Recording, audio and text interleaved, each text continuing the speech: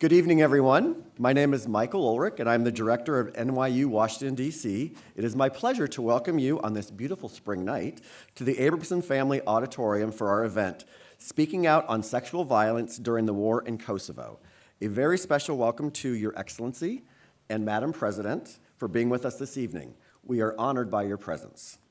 We are delighted to present this program in collaboration with the Embassy of the Republic of Kosovo and the Women's Foreign Policy Group, an organization with whom we proudly maintain a strong relationship. We are honored to host these four influential and inspiring women, and I am thrilled to introduce you to one of them tonight. A very warm welcome to Tisha Ellis, president and co-founder of the Women's Foreign Policy Group and also an alumna of New York University. She previously served as foreign affairs reporter and a producer for the McNeil Laird NewsHour and a producer in the Canadian Broadcasting Corporation's Washington Bureau. Ms. Ellis was a researcher at the U.S. Mission to the UN, the Center for the International Studies at MIT, the New York City Department of Consumer Affairs, and the law firm of Cahill, Gordon, and Rendell. In 1989, she was awarded a fellowship at the Joan Shorenstein Center on the Press, Politics, and Public Policy at the Harvard Kennedy School of Government. Ms. Ellis was part of the McNeil Laird team that won the George Peabody Award for the documentary series on South Africa, Faces of Apartheid, and an Emmy Award for coverage of the Grenada crisis. She is a founding board member of the International Women's Media Foundation, a member of the Council on Foreign Relations, and the Cosmos Club. She frequently moderates programs and speaks on the media and foreign policy. She received a BA in government with honors from Wheaton College in Massachusetts and an MA in international relations from New York University and a graduate diploma in international relations from the Institute of Social Studies in The Hague. Please join me in welcoming Tisha Ellis, who will introduce our other honored guests.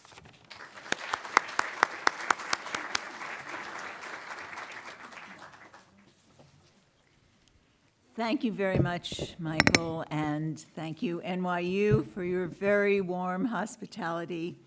It's great to partner and to be back at NYU, Washington again. It's also a great honor for the Women's Foreign Policy Group, which promotes women's leadership and women's voices on pressing international issues, to co-sponsor this special event with the President of Kosovo, who will address Kosovo's efforts to rehabilitate, reintegrate survivors of sexual violence, an issue she has devoted much time and attention to, and which is the focus of the documentary tonight.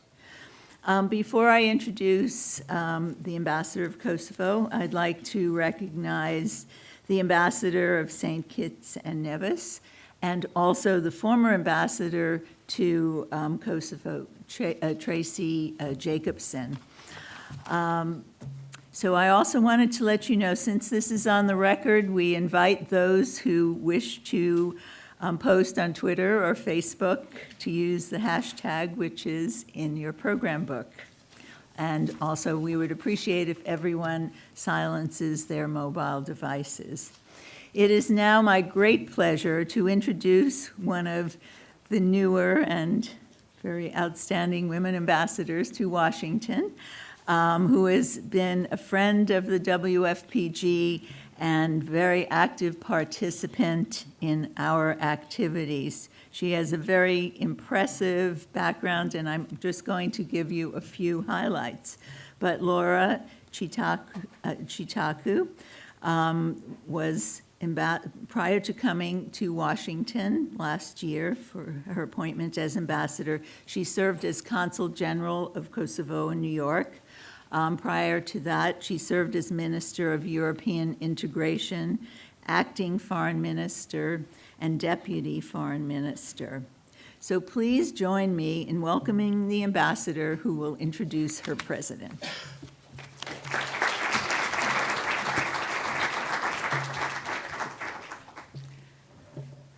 Thank you very much for your kind words. Good evening, everyone. Well, it's a great pleasure and honor for me to introduce my president, the president of the youngest country in Europe, a country that's 2 years younger than Twitter, well, and 4 months older than iPhone 2.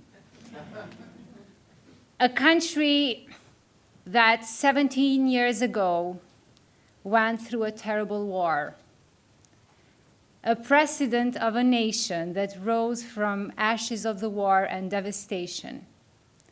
A president of a nation that gave Southeastern Europe its first woman president.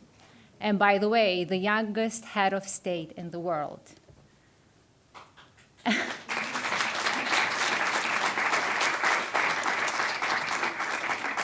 I remember in 2008, right after we declared independence, I was a very young and passionate member of the parliament. And once we adopted the Constitution, we were discussing the law on the rights and privileges of the president. And while we were debating the law in the parliament, I noticed that the language of the law was discriminatory. It only spoke about the president and the first lady. And I remember I raised my hand and I said, wait a minute. We will eventually have a woman president. And then there was an explosion of laughter in the parliament. Well, guess who's smiling today? Madam President, I am very proud that because of you, young girls in Kosovo can dream big. For them, no dream is too big, no hope is too high. With you, we broke the highest glass ceiling that there is. I remember when you took office in April 2011. I must applaud you for everything you've done to bring all the parties together to work for European integration process and European values. But I must say, as a citizen, I am proud that 5 years after you took oath in office, you continue to live in the same small apartment you used to live before, long before you became a president. You've set a very high standard to meet. I am also very proud of all the hard work you've done to promote reconciliation and dialogue. But most of all, as a woman and as a citizen, I am proud for what you've done to give back voice and dignity to those who need it the most, the survivors of the sexual violence in Kosovo.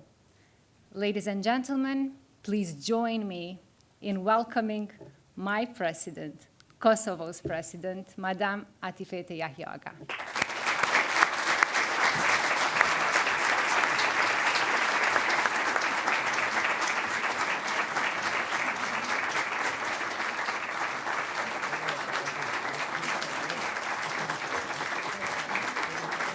This always happens.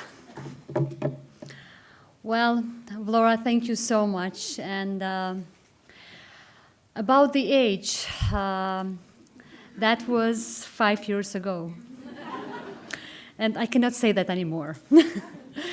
But thank you very much for a very warm welcome today, dear Patricia, dear Ambassador Chitaku, ambassadors, former Ambassador Jacobson, my dear friends. It's really a pleasure to be with you here today. It is a real pleasure to address you at this important event, which unfolds a difficult part of the recent history of Kosovo.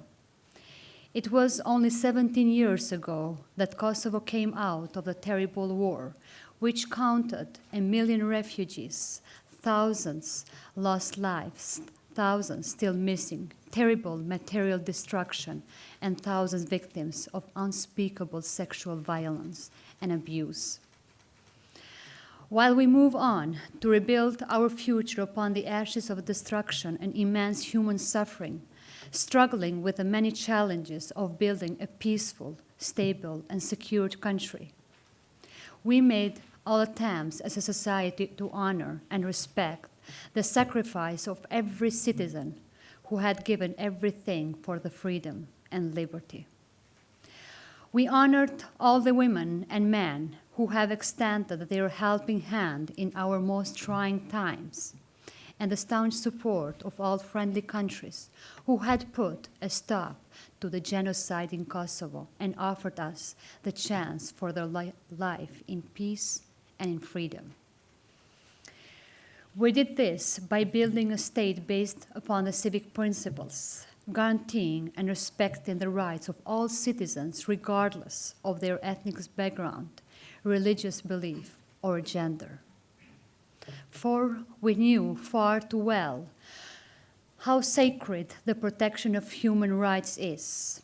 For we as a society for many decades has suffered terribly from the lack of it.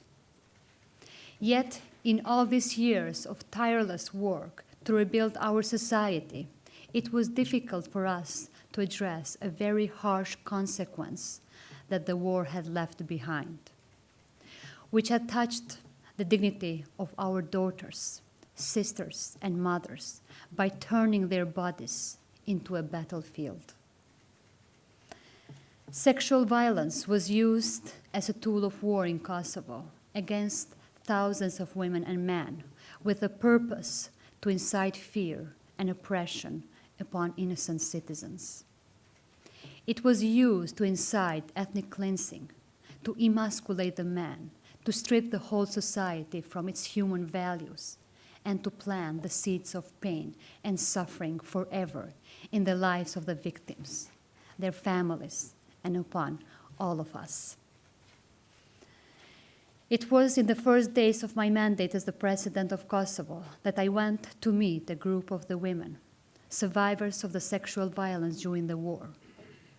They courted me warmly and opened up their hearts. The horrors that were committed upon their bodies were speaking loudly of the inhuman crime, which had the call upon all of us to raise and to seek justice for these victims, to seek punishment for the perpetrators, and to put stop to this tool of war. Yet their stories were barely heard outside the walls of the organization. They were accepting treatments, and in most of the cases, they had never been shared with anyone. The terrible crime of the sexual abuse have kept victims imprisoned in the horrors they have experienced, silenced, stigmatized, and shamed by the whole society. We did not realize that by choosing silence, we, as individuals, as institutions, and as a society, had become part of the injustice committed upon them. When I went back to my office that day, heartbroken and horrified of what I had witnessed, I could no longer accept the silence which had surrounded this issue for such a long time. I decided it was a time to lead our society towards finding the right path to address this part of our common history and change the social and institutional discourse we had used for all of these years. 2 years ago, I established with a special decree the National Council for the Survivors of Sexual Violence during the war, an unprecedented mechanism which brought all sectors of the society together, namely the country's institutions, civil society organizations, and international organizations, under the common aim to undertake all necessary steps to offer to the survivors or wartime sexual violence legal recognition, psychosocial support, access to justice, access to economic resources, and foremost, recognizing and the recognition by the society and the whole world for the crime committed upon them. I will proudly remember the first day of the National Council on the 7th of March 2014, when, in one voice for the first time, we as institution and as a society expressed our staunch commitment to break the taboo which had surrounded this issue for such a long time. To fight the stigma still surrounding the survivors and to work tirelessly to treat them as we had done with all other categories of the war, with respect and dignity, honoring their sacrifice. In 12th of June of last year, on the Liberation Day, the whole country woke up to a changed reality. The stadium of Pristina found itself covered by thousands of dresses carrying horrible stories of the inhuman crime of the sexual abuse committed to innocent people, a crime which could no longer remain silent. The artistic installation, Thinking of You, by the artist Alketa Jaffa Mritpa and producer Anna Dilelio, brought to us the strong voice of all the victims. In an unprecedented solidarity from women and men from all corners of the country and beyond, who responded to the call to donate a skirt for this artistic installation. With the support of the National Council, the Women's Organization, and activists, government institutions, ordinary people, and many partners, we saw this artistic quest for justice become a movement reaching beyond the borders of our country. Speaking openly of the sexual violence as a tool of war and seeking justice for all its survivors in Kosovo and in the whole world. That day will always remain fresh in my memory, for through the universal language of art, we as a society stood together. We heard each other's stories of a terrible crime and expressed our determination to offer peace to all of the survivors. As I walked through the stadium, through the thousands of dresses, I came across two skirts which carried two heartbreaking messages. In one of them, it was written, "I have a bitter experience," while in the other one it said, "This skirt has a close history from the spring of 1998. And today, those skirts are hanged in the walls of my office to remind us all of the sacrifice of thousands of women and men, and foremost, reminding us of our obligation to treat them with a dignity. And I say today to all of the survivors, it is not your fault, and we will continue to fight for your justice. I thank you, Alketa and Anna, for this powerful artistic installation, which makes us all proud. My dear friends, ladies and gentlemen, in these years, I have heard stories of women whose dreams of becoming mothers never came true when they lost their unborn child due to inhuman act of sexual violence committed upon them. I heard stories of mothers who witnessed their daughters being gang raped, beaten, tortured in front of them. Stories of women sexually abused in unspeakable way in front of their husbands, fathers, in front of the whole village. Stories of young children who have not survived the inhuman acts. Stories of women who lost their families to the shame of this crime. Women and young girls left behind with a stain of shame engraved deep in their bodies.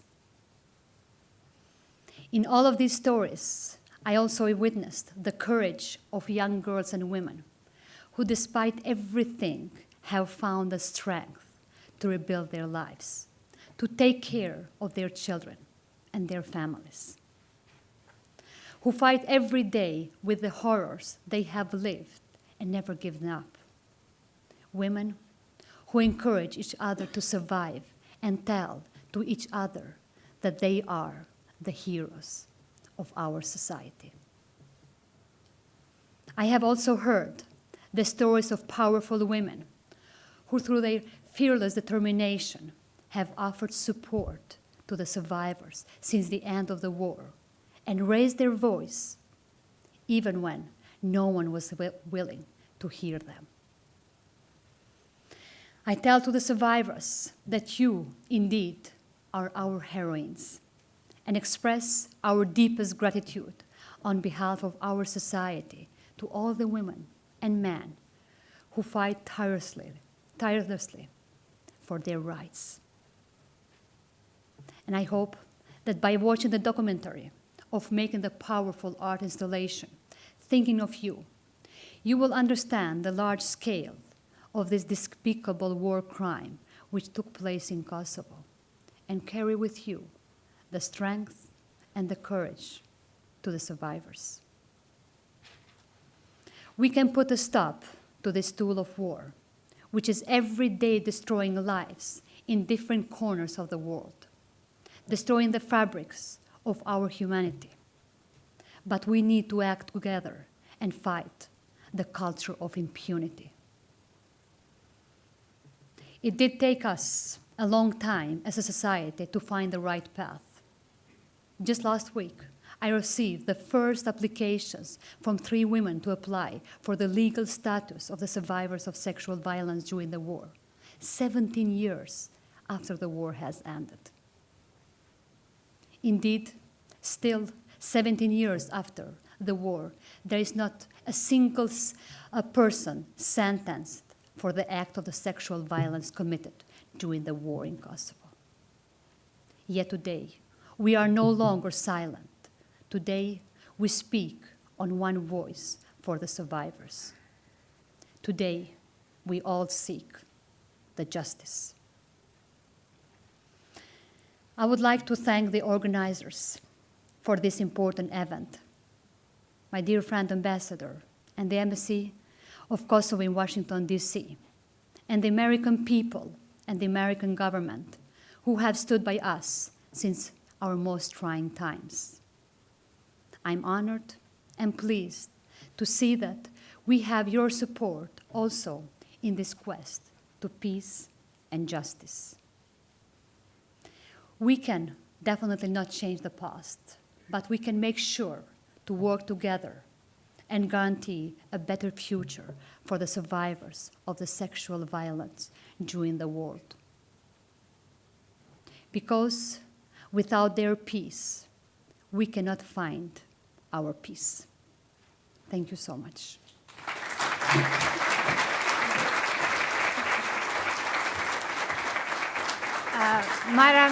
Madam President, I will kindly ask you to stay 1 more minute here with us. Yes, you see, sometimes I don't ask for your permission to do things. There's a special guest here with us tonight whom I would like to come and join us. Long before I was appointed an ambassador, Kosovo had a very strong voice. Congressman Eliot Engel has been a great supporter of Kosovo, a great supporter of our cause. Long before I was even involved in politics, Congressman Engel made sure that our cause is heard, our voice is heard, and although sometimes today we don't make his job very easy, today sometimes it's not very easy to advocate and lobby for Kosovo and for the region, Congressman Engel never gave up on us. He always believed in us, and we will make sure that one day we will make you proud. Congressman, please join us.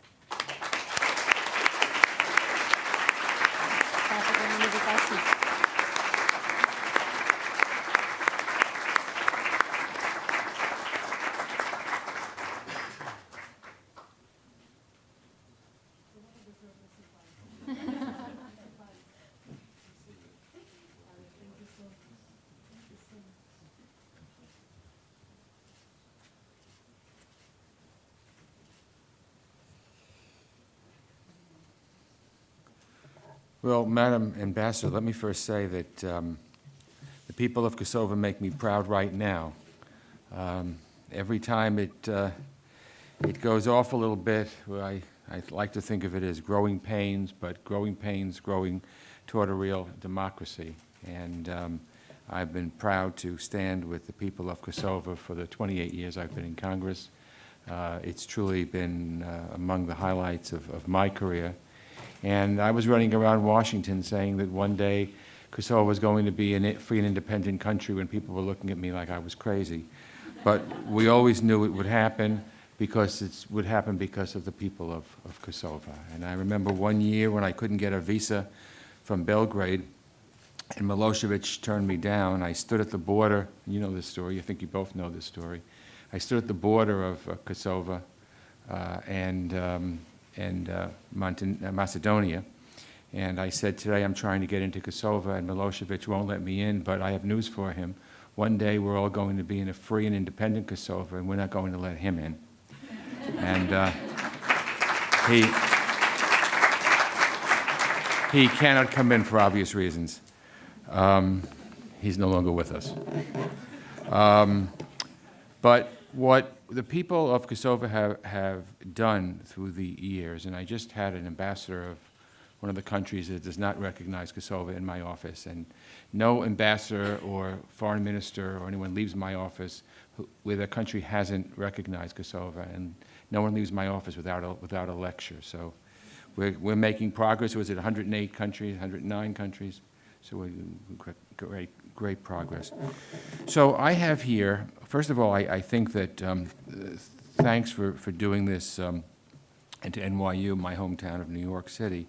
Art and activism, sexual violence during the war in Kosovo.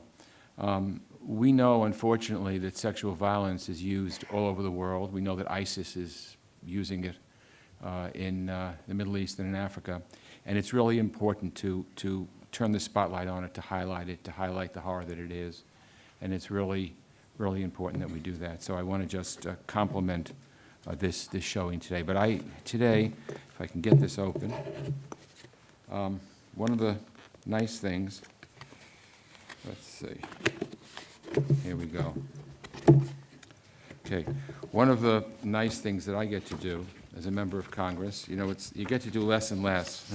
From 28 years ago till now, they tell you this is not allowed or that's not allowed. But I'd like to just read this to you, Madam President. Dear Madam President, it says, this flag was flown over the United States Capitol building at the request of Representative Eliot L. Engel in honor of the years of dedicated service and steadfast leadership of Her Excellency Arifete Yayaga, President of the Republic of Kosovo, on the 23rd day of March in the year 2016. Signed by me, this flag was flown over the Capitol building in honor of you, and God bless you and God bless the people of Kosovo.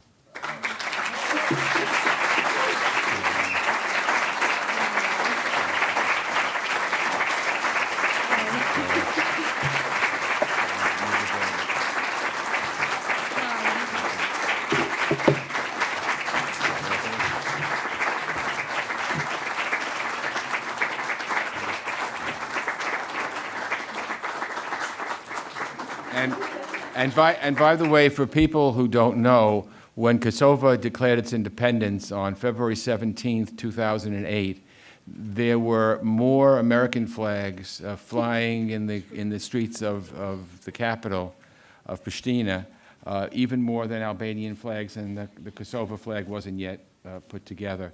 And that really shows the strong bond between the Albanian people and the American people, and all the people of Kosovo and the American people.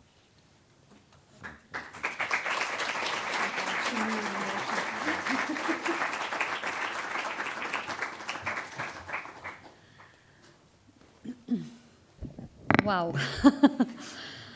Vlora, anyway, I'll speak to you later about that. I never, in these 5 years, had more emotion that I experienced today, truly. And indeed, Eliot, Kosovo has no stronger friend and ally than the United States and the people of America. It's true that in the day of announcing and declaring our independence, there were much more US flags throughout the cities and the villages of our country than they were the youngest flag at that time of Kosovo. And that speaks so much about how passionate the people of Kosovo have been and continues to be of the friendship and the partnership between the United States of America and Kosovo. And I feel very much proud that for those 5 years, being as the president of Kosovo, it was my honor to strengthen the partnership, relationship, and the friendship among people of Kosovo and the United States and our institutions. That will always remain with me, and I will continue to cherish that.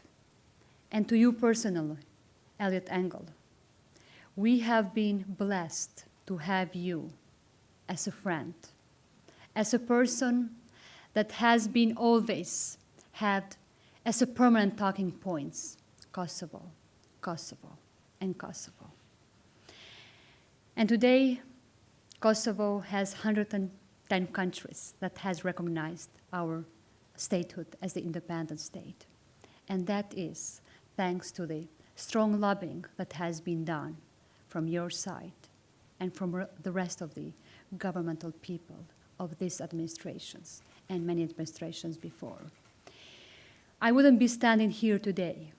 None of the Kosovar people who are in this audience would not be standing here today if you were not there for us in 1999. So thank you on behalf of all people of Kosovo.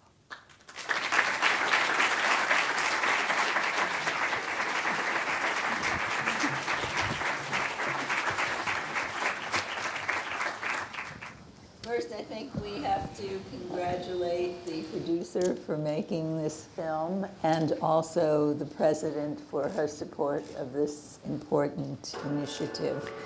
So I'm going to open the conversation, ask a few questions to each of them, and then we want to engage you in the discussion and dialogue. May I? Oh, yes, Just sure. one thing. I think I would like to recognize the director of the film, Fitim Shala. Oh.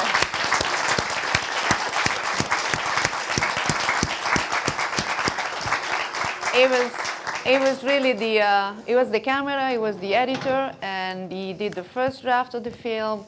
It's his film. So we are lucky today that for the first time at any screening we've done, we can celebrate him too. So, great. So I'm going to begin with the president, and this was obviously such a difficult issue for the country to come to grips with. It took a very long time, and I'm wondering how you felt when you heard this idea to break the ice and deal with this incredibly difficult issue. And from your vantage point, what are the most important impacts of this installation? What has it done? What has the follow-up been? Because it happened and it was an event, but what else is going on and what else do you think can happen? You also mentioned that only 3 people had stepped forward so far. And so if you could give us a sense of what you were thinking at the time and what you hope to achieve, and now what's happening. Yeah, thank you so much, Patricia. And Kosovo, 16 years ago, has come up after a terrible war. The consequences and wounds are still very fresh in our hearts and the minds of every citizen of our country. 16 years ago, we have inherited a state which had over 10,000 of people killed and massacred, over 20,000 women raped as a tool of war during the wartime. And still, 16 years after, about 1,700 people still missing in different massive graves. I did say in my earlier remarks today that as soon as I have taken the office, it was in one of the first weeks in my office, that I received a phone call from a group of the women in one of the villages in the center of Kosovo. She asked to speak directly to the president. And I said, and somebody from my staff said, you cannot speak directly to the president. She was insisting that I want to speak directly to the president. One of my advisors came to my room and she said, we have a lady that she wants to speak to you directly. She said that she is the victim of the sexual violence during the wartime. I said, just pass the line to me.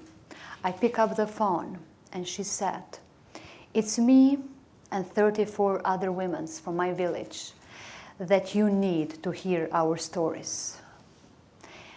And I said, when I can come to you? She said, is it fast enough today afternoon? I said, it's not. So I went there. I drove to that location with the help of some other friends. And I meet in one room in one of the remote villages in the center of Kosovo. What I heard that day is I just simply couldn't believe that that has taken place in our country. And I can tell very openly that 1 week after that day, after that meeting, I was not psychologically ready to take up any meetings. And I have asked from my secretary on the way back, please just clear my agenda, because the stories that I heard today, I'm not ready to move on with my agenda. And it took me 2 years to find the constitutional base and legal base in our country, to find an institutional solution for the survivors of the sexual violence. That for the continuous years since the end of the war, they have been stigmatized. They have been pushed from the society, first of all from their own families and from the society in general. It has been a taboo topic in our society, always referring that this did not happen to us. It's a shameful thing. It's their fault. They are responsible for that, not us. And so I have taken the lead and I created the National Council for the Survivors of Sexual Violence to bring all of the institutions and international community around the table to identify and to find the institutional solution to this consequence of the war that we unjustly put aside, knowing what has taken place in our country. And we were in the major work that time with the work of the National Council, when Alketa and Anna came to me and they said they had an idea of this installation. And we were just that time doing a major campaigns in our country about how to raise the awareness among ourselves, first of all, the people of Kosovo, and then how to raise the awareness internationally that this crime has taken place in our country. How to recognize their status as the civilian victims of the war, and how to further advance the agenda for their further reintegration and resocialization within our country. But mostly, how to tackle this culture of impunity in our country and internationally that has been dominated for the continuous years after the end of the war and still is continuing to exist, because for 16 years since the end of the war, we have not even one single case or the criminal that has been punished for this horrendous crime that has been conducted unjustly towards the women and men in Kosovo. And this installation has helped put this message across in our country, but more internationally.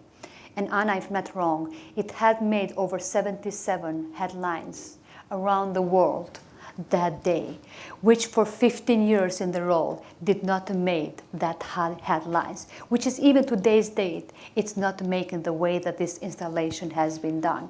And it's really unfortunate to see that still Kosovo and the sexual violence used as a tool of war in Kosovo is still not being recognized internationally. We have enough done injustice to those women, and we should not tolerate that anymore. And we seek the help of our friends, of our allies, of the women around the world to help the 20,000 women of Kosovo, which their voice has been unheard for the continuous 15 years of the end of the war. We heard today that one of the survivors, that to them the war has not been ended. And we should not tolerate anymore this. Well, but aside from prosecutions, what more can be done within the country for healing and support of these people? And also, can you comment on the involvement of men? There were many men who seemed engaged and came out in support, and this might have surprised a lot of people that there was so much support. And I'm wondering how, was this a goal to bring everybody together, or was it targeted more? I mean, obviously the women would come out, but I mean, what surprised you? Absolutely. That was the goal, to gather the whole society towards that objective of seeking the justice for the women survivors of the sexual violence.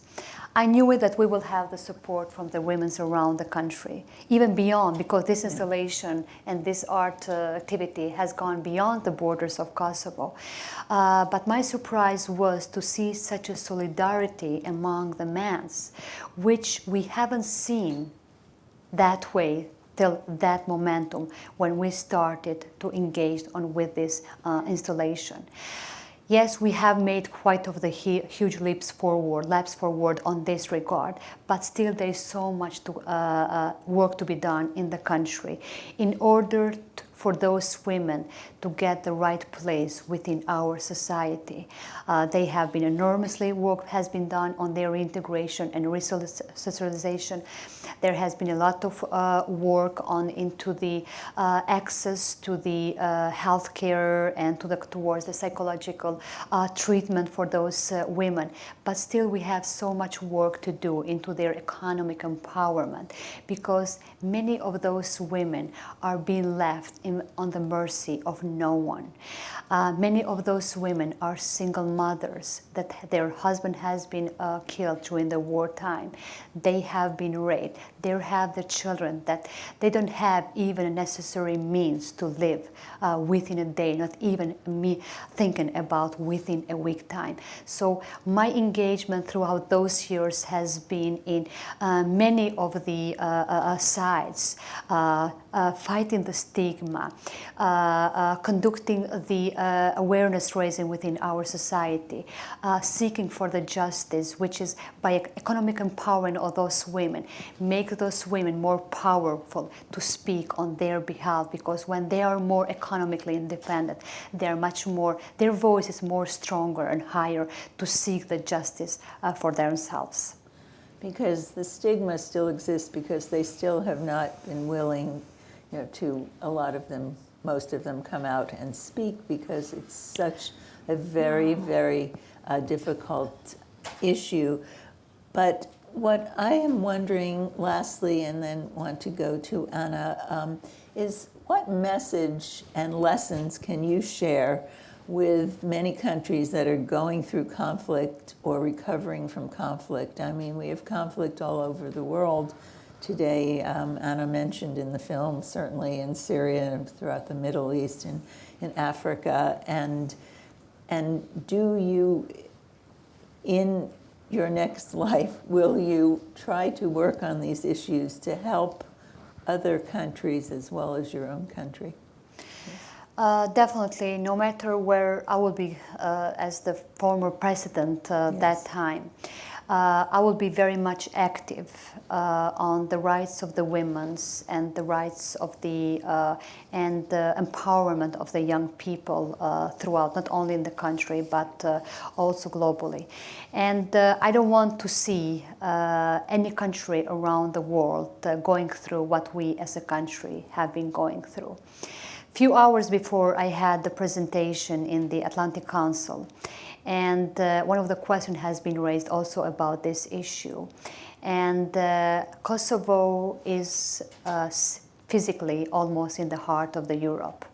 And 16 years ago, we had a terrible crimes that has happened in our country, in the country which is in the doorstep of the Europe, and that has happened in the 20th century. And how that can be justified in the circumstances that we are living today. The women and the children are the largest targets for the conflicts and the wars. And that has to be the focus of all of us, to set up the proper mechanisms and institutional cares, how to protect those which their bodies and their means are being transferred in the battlefields. Thank you so much. So, Anna, when you heard this idea initially, I mean, what resonated with you? I mean, this could be a big leap of faith. You know, it was an idea. You didn't know how extensive, what would happen, how it would unfold. So, what was your reaction initially? And in the course of making the film, what really surprised you the most? What was unexpected in terms of responses or who got engaged or? Yeah, well, the idea was really worked out between me and Alketa. So Okay. I actually knew what it would take. It was kind of daunting when we realized how many dresses, especially when we went to the stadium and look at the size of it, how many dresses we needed to collect. That was kind of, but it wasn't a problem in the sense of if we decide to do something, we do it. And we had this test of leadership. The president said, yes, we do it, so we do it. Follow the leader. And in the process of collecting skirts, we also became acquainted with the survivors. And that gave us a lot of strength and a lot of push, because when you say what was the impact, the first impact was the sense of growing confidence that these women felt and the solidarity that they felt. Now, when we say that they've been left alone by the society, it's only partially true. Since the end of the war, there have been women's organizations who work very closely with survivors. They provided medical help, psychological help, all sorts of help. So they haven't been completely left alone. We need to recognize the work of the women. So in the process of doing this, collecting the skirts, we realized how actually the society was ready to talk about as if they were waiting for someone to open a space, a free space, to talk about what happened to the women and what happened to them. You know, men were also the object of the victims of sexual violence, especially in detention. And this is not a problem that there was a problem with the recent war. We can see, certainly say that rape, women, sexual violence against women began certainly in the 90s, in the beginning of the 90s, after the revocation of the autonomy, when Kosovo was subject to martial law, and the police and army basically had free rein to do what they wanted to do in Kosovo. But we shouldn't forget that in Kosovo there are 60,000 members of the Association of Former Prisoners, political prisoners of conscience. They have been detained in prisons in Kosovo throughout the 80s. There are people who spend 9 years in jail, and we can be sure that they've been tortured and there have been some form of sexual violence. They don't talk about, but it is there. And this society is deeply traumatized in so many ways. And the fact that for the first time in many years there was this free talk about sexual violence was very important. As the president said it, they called her. They're ready to talk. When he found out survivors want to talk, they don't want to talk in public. Kosovo Right. is not a society like this one. There is not this confessional mode, public confession, that you go on Oprah and you talk about your addiction. But they wanted to talk to people who they can trust. They can talk freely. They recognize they are suffering. They are ready to help. And there has been obviously no trust in the society, in institution, no trust in the UN. That has been the first to decide not to prosecute any case.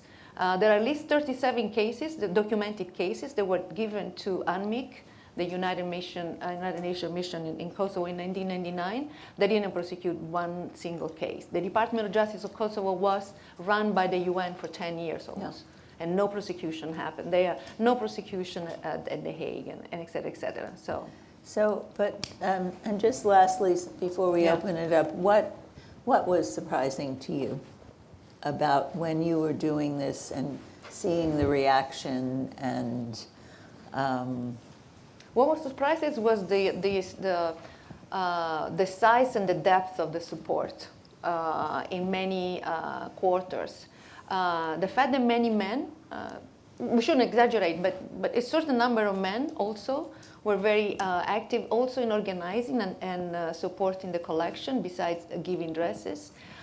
We find open doors everywhere, and especially in the rural areas where the war has been kind of harder on the population, which was counterintuitive because everyone says, Kosovo is a backward society because it's patriarchal and it's traditionalist. Well, the traditionalists were the most supportive, were the one who came out to support the women, their women, because those are the women also were hardest hit by the war. That was counterintuitive. I wasn't surprised, but kind of surprised in general, other people. It was a wonderful surprise.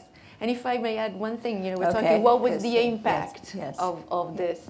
I was just thinking about what could be the impact. But 2 years ago, when the law on compensation for survivors of sexual violence was discussed in Parliament, there were some people in Parliament that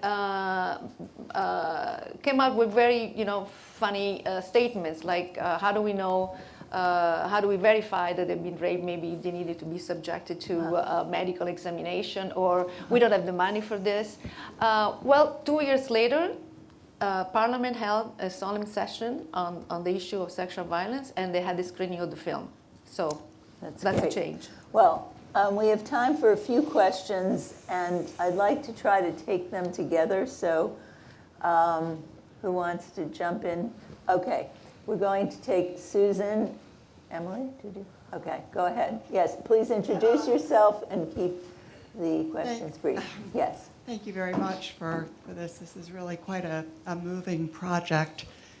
Could you tell us my who name you is are? Susan Reardon. I'm a member of WFPG and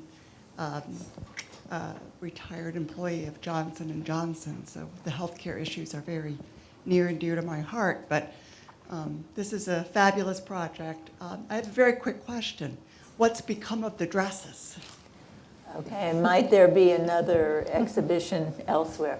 Okay, any other questions? Time for a few. We have can take a few, so we're going to take them together. Thank you very much. Ivana Cvetković-Bajrović with the National Endowment for Democracy. We support Anna in her other projects, which we're very proud of. And Alketa is someone I personally know, so I was really touched by the film and the work that you both did. And thank you, President, for your support. The quick question that I have, I assume that part of this, even though I don't think it was said explicitly in the film, but I think the President mentioned it, is also to promote reconciliation. Can you maybe comment on what effect the film has had on the dialogue, not just within the Kosovo society, which I presume, from what you described, primarily has happened among the Kosovo Albanian women. But has there been any talk, any discussion between different ethnic groups, and also regionally? What has the reaction been? That's great. I think that's a good place. Okay, one last question, please, and that's I can remind you of the questions. but- Okay. And, yes, go ahead. Thank you. Good evening, Madam President. My name is Igor. I'm a French student in international law and women's rights. You have mentioned the need to break the stigma and to shift the blame from the victims to the perpetrators. What I've seen in the course of my classes is many legal feminists under international law place great weight onto the language under international law. And one of my subjects I'm working on is how the language in the Geneva Conventions defining the rape places the semantics around honor, dignity, and innocence in this word that we've heard in the documentary, and you've used yourself in the speech that you gave, the word dignity. Unfortunately, many feminists have a profound criticism of that semantics because they say that from this semantic stain, the stigma after the war that the victims of rape suffer because basically by using the word dignity, saying the rape strips the victim of his dignity, it places a stigma on the victim saying they have no dignity, they are undignified.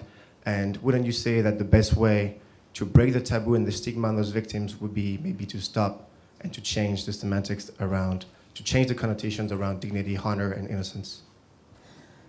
Okay, so the first question was what happened to the dresses? Anything further? We have a question about reconciliation both within the society, within the region, the verbiage used in the Geneva Convention, and we can't let the president leave before she answers what impact does having had a woman president and women's leadership on this issue make in taking on these very difficult issues. So please talk about the future of this exhibition.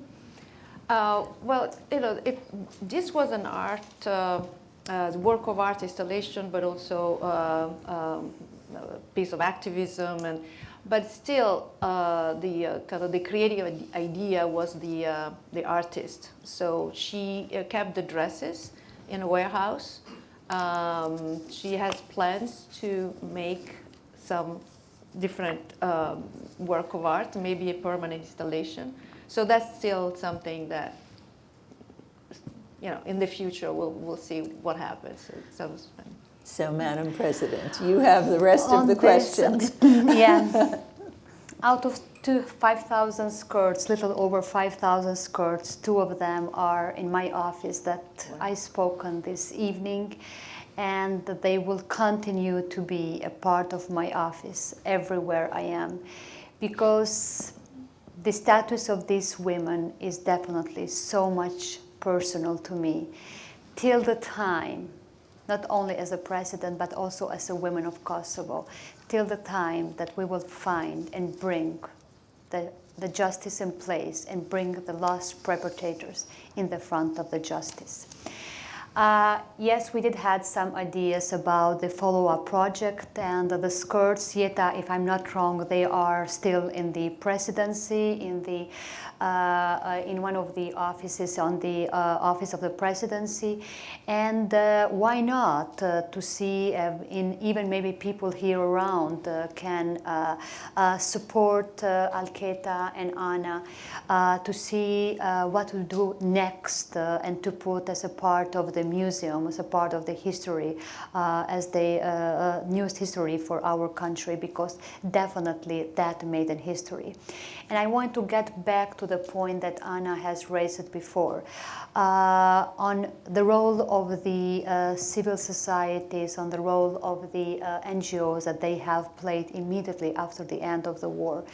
And when I said that these women, those victims, they were under the mercy of no one, I meant from the institutional point of view, because the NGOs were the only open door to those women and men throughout the country that they could go, they could get the services, and that they could get the necessary aid from there. But till 2013, there was no institutional care.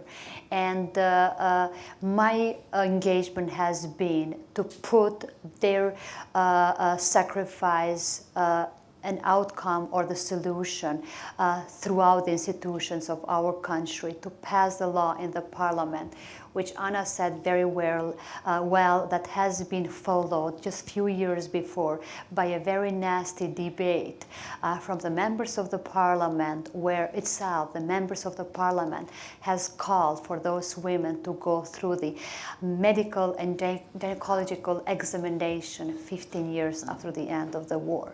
That was out of any imagination and every logic on that. But today we are here where we are. We have the law. We have other mechanisms, institutional mechanisms in place that guarantees the rights of these women and men survivors of the sexual violence. But still there is so much work to be done to further, because even now there's still some stigma in our society, no matter that it's so much openly speaking in us. And when we go back to the question of the reconciliation, which we as the country and me personally, I have put so much of the efforts on building the further bridges of the cooperation among all of the people, not only in Kosovo, from all of the community groups, but also in the region. And you have seen the statements of the documentary of many of the journalists and the civil society members from itself, from Belgrade and from the Serbia. And I have heard a word of one nun from Kosovo, from the Orthodox Church, that she said to me one day that we should not forget the past. And I looked to her and I said, how do you mean? She said, for the sake of not repeating it in the future. And yes, indeed, we should not forget the past, but at the same time, we should flip a page and move forward for the sake of the future generation of Kosovo, of Serbia, and every other country in the region. So far, this documentary has been played in Albania, but still, I think that would be a continuous struggle for me, for Anna, and for Alketa to continue expanding that much wider into the region. And why not in Serbia, and why not in Bosnia and Herzegovina, why not in Montenegro and other regional countries? We should not hide the crime that has taken place there. We should speak openly for the sake of not repeating that anymore. And the last one, yes. I couldn't agree more with you. I would only say and that we have definitely to revise, starting from the Convention of the Human Rights and all the way to the minor legislations of the smaller countries, how we address this matter. Because itself, we are the ones which are stigmatizing as the institutions and later on then as a people. And can you just say a few words, since you are in a very small group of women presidents in the world, what impact do women leaders such as yourself, can they have, not only on this issue, but in many other issues? It has enormous impact. We, women, we think differently and we act differently. We have more of the human approach to the certain social requirements within our society. And I usually say that the women's have shown to be better leaders than the men's. And many women here would agree with me. Why I say that? Because we think in the both ways, from our head, from our brain, but also from our own heart. And when you have the combination of those two, you cannot make the mistake on your decisions. And I have seen that within my office and within my work for these 5 years serving to the office of the president. Despite the fact that I have been having enormous challenges that I had to show. This morning, I think I mentioned at the Georgetown University that we had to show not only 300% more, but we have to show 3,000% more in order to be accepted, at least to up to the 10% of everything what we are doing. Madam President, thank you so much for joining us. It was a great pleasure and so important to hear about this issue and to have the opportunity to discuss it. Thank you very much. Anna, thank you all for coming. Thank We you. look forward to seeing you